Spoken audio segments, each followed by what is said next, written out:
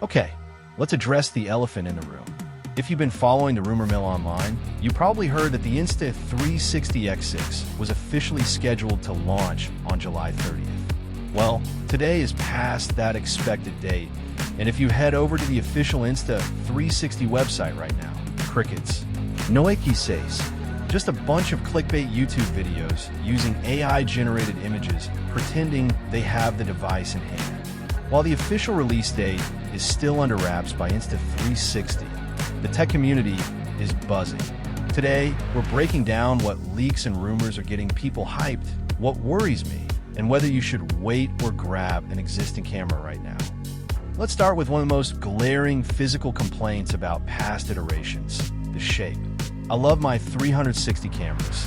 They've basically replaced traditional action cams like my GoPro for travel and sports because I don't have to stress about framing. However, the X4 and X5 are tall, awkward, and top-heavy when you mount them at the end of a long selfie stick.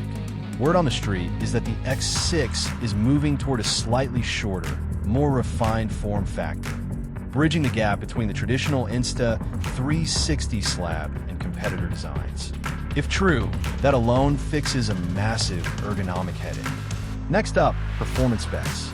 The rumors point to 8K at 60 frames per second and 4K at 120 frames per second for slow motion. Now, hot take incoming. Some people online are clamoring for a 12K 360 camera. And look, I get the appeal.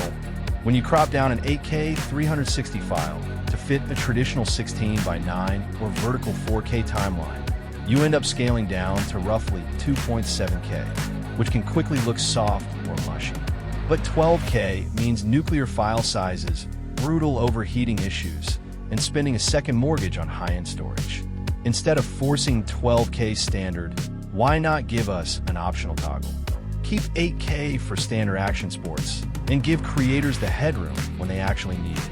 For now, 8K 60 frames per second is a fantastic middle ground that finally gives us smooth slow motion without destroying our editing rigs. What about the sensors and glass? Rumors suggest a smaller 1/1.1 inch or similar sensor setup. While competitors are pushing massive sensors, a slightly smaller footprint helps avoid the dreaded focus hunting and infinity focus problems plaguing fixed lens action cams. Two massive wins on the rumor sheet. Swappable lenses. If you can't swap out scratch glass on the fly, using a 360 camera in high-action environments is playing Russian roulette with your wallet. 10-bit log color. Past Insta360 footage was traditionally 8-bit, which was notoriously tough to grade.